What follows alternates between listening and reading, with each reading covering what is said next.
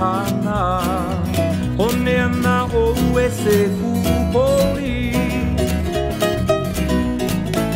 Pupu e iho wau e me hana Hone ana o e se kupoli